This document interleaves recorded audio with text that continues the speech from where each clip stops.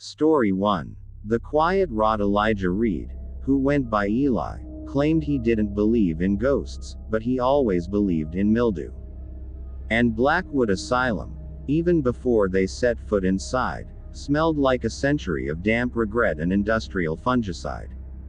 The air quality is registering historic levels of existential dread, Mara muttered, pulling her wool scarf tighter across her nose. She clutched a thermal camera like a child holding a favorite blanket, though its screen showed only the even, ambient blue of an unoccupied structure. The team stood in the failing light of a late October afternoon. Blackwood was not conventionally menacing.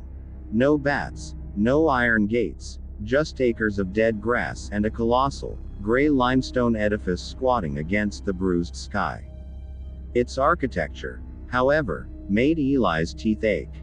Dr. Cross called it therapeutic geometry. Sam, their archivist, whispered, consulting his tablet. Designed to soothe the mad mind by providing perfect, clean angles. It's not clean, Sam, Eli said, adjusting the strap of his backpack. He kept his voice low, a professional habit. It's ugly. Look at the main entrance. The main block featured 3 enormous, identical wings jutting out at slightly odd angles, like the broken legs of an insect. The windows were too tall and too narrow. The worst feature was the clock tower. It was slightly, almost imperceptibly, leaning away from the building. It wasn't crumbling. It looked calculated, as if the architect had decided gravity was a suggestion. It feels like a headache you can see, Mara concluded, tapping the thermal camera's casing. Eli focused on his job. They were Echo Hunters, a podcast team whose brand was built on debunking the impossible. They'd investigated haunted theaters, cursed lighthouses, and demonic farmhouses, but Blackwood was their white whale. It was the site of the locker room murder of 1974, a case that had achieved legendary status in the deep, dark corners of the internet. A nurse, Alice Finch, had been found dead in a supply closet, the door triple bolted from the inside. The primary suspect, a patient known only as the Geometer, had vanished. We're here for a locked room mystery, not a poltergeist convention, Eli reminded them, his breath misting in the cold air. The place has been untouched for 50 years. Our job is to find the physical mechanism of that killing and expose the myth. He pulled a heavy, rusty key from the satchel Dr. Cross, the historian, had given them. Sam, you stick to the history, focus on Thorne's family and the architectural schematics. Mara, sensors on every floor, focusing on structural shifts, air pressure, and infrasound. We use the buddy system. No exceptions. We are live streaming only the audio feed tonight, so keep the commentary clean. Sam nodded nervously, his eyes fixed on a dark, high window. Mara just exhaled slowly. Fine, but if this place has an entity that can bypass internal locking mechanisms, my sensors are going to register a spatial anomaly, not a ghost. Eli slid the key into the main lock. The tumblers ground against the old brass like dry bones. The administration wing was the only part of the asylum that looked vaguely habitable, though it was only marginally less decayed than the rest. It featured high ceilings, broken mahogany furniture, and a persistent aroma of stale antiseptic mixed with wet plaster. They set up their base camp in the old records room, draping plastic over the few usable tables. As dusk deepened, Dr. Winona Cross arrived. She was a woman built of straight lines and sharp angles, mirroring the building itself. Her gray hair was pulled back tightly, and her eyes, magnified by strong lenses, seemed to miss nothing. The keys work, I see, she said, her voice dry as parchment. I trust you appreciate the privilege. No one has stayed overnight since the closure. We're professionals, Doctor. We appreciate the access, Eli replied, handing her a mug of instant coffee. Dr. Cross settled onto a rickety bench, unfolding a large, brittle blueprint. You are focused on the 1974 disappearance of the patient, the geometer. Understand that to understand him, you must understand the architect, Dr. Elias Thorne. She ran a finger across a complex diagram of interconnected rooms. Thorne believed that all mental illness was an architectural failure of the soul. That the human mind, at its core, was a perfect geometric solid. If the solid warped, if the angles became irrational, the person became mad. Sam, listening intently, leaned closer. And the asylum? This asylum, Dr. Cross said, tapping the floor plan, was Thorne's greatest attempt to re-square the circle. He used non-standard building ratios, the golden ratio, yes, but also far more obscure, esoteric principles. He built this place as a living corrective mechanism. He believed that the geometry itself would force the patient's soul back into perfect alignment. Eli scoffed. And the result was a murder. Dr. Cross smiled, a thin, disturbing expression. The result was a patient, the geometer, who absorbed the architecture so completely that he stopped being a patient. He became a flaw in the design. He understood Thorne's geometry better than Thorne did. He proved that an irrational angle cannot be corrected. It can only propagate. She closed the file with a snap, the sound echoing unnervingly in the vast, silent room. The nurse, Alice Finch, was the first victim of that propagation. You'll find the geometry of her death, the symbol he left, is merely the start of a far larger equation. Eli watched her, sensing she was baiting him, trying to lure him away from simple evidence into the narrative of the supernatural. We'll find the hidden entrance, Doctor, Eli promised, his tone flat. We'll find the crawl space, the ventilation shaft, or the dummy wall. We're not looking for propagation, we're looking for ingress and egress.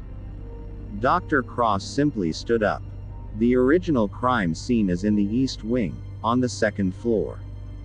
Good luck with your ingress and egress, Mr. Reid. But I warn you, Blackwood doesn't just hold geometry. It generates it. With that, she took her leave, closing the outer door with a heavy, final thud that seemed to rattle the very floorboards beneath them.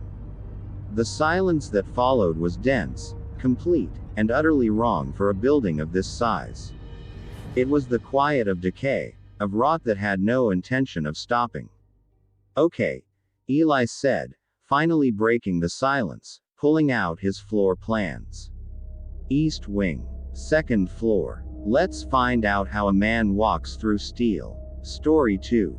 The silent village. The walk from the dock to the cottage was less than a quarter mile, yet Alistair felt watched every step of the way.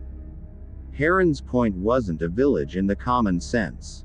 It was a cluster of 36 structures huddled together like frightened sheep against the cliff face, all turned away from the relentless light tower.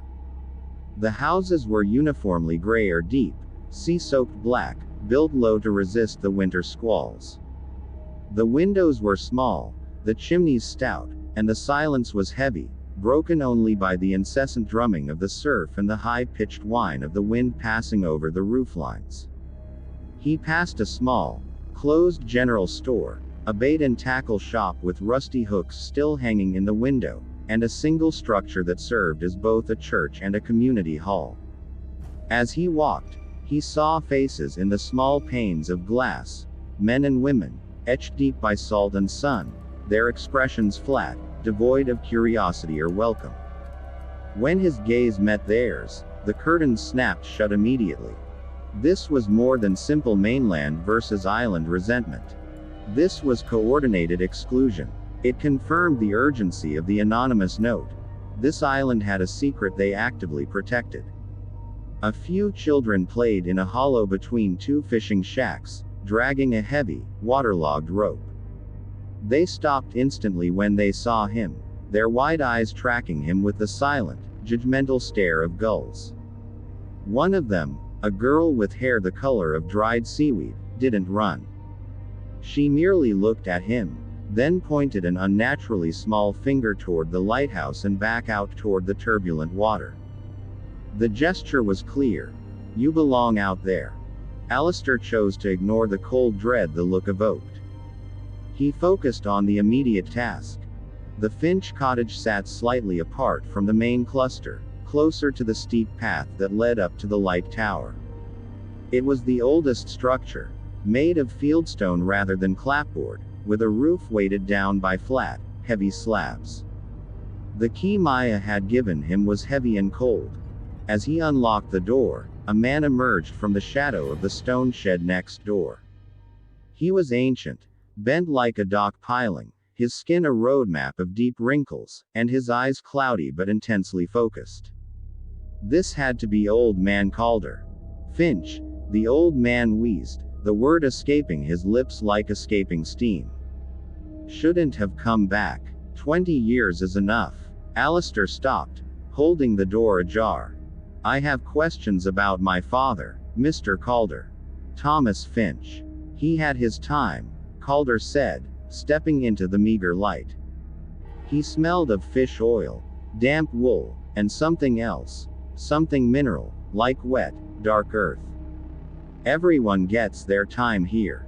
He took the trade and he went when the tide called it in. Trade? What trade? Was my father involved in smuggling? Debt to a mainland organization? Alistair pressed, leaning against the frame. Calder shook his head slowly, his movement arthritic and sorrowful. You speak of coin and paper. The debt here is older than paper. It is the unwritten contract. The sea is hungry, boy. It always has been. It will swallow us whole if we do not feed it, or if we fail to keep the light burning. The light is automated now. It's been automated for 20 years, Alistair argued, pointing toward the tower. That's the Coast Guard's foolish belief, Calder spat, his voice briefly regaining vigor. They see a bulb and a timer. We see the heartbeat of the island. It's what draws the bounty, keeps the storms back, most of them. And it requires payment, every 20 years. The keeper is the payment, or sometimes, the fool who interferes with the cycle. Calder leaned in, his voice dropping to a gravelly whisper. You came because of the solstice storm, didn't you? You know the timing. Alistair remained guarded. I know the records show a major storm preceded every disappearance in the last century. That's meteorological, not mystical. It's the veil tearing, boy. The storm is just the shaking of the curtain, Calder insisted. Your father tried to stop the cycle. He tried to hide what was due.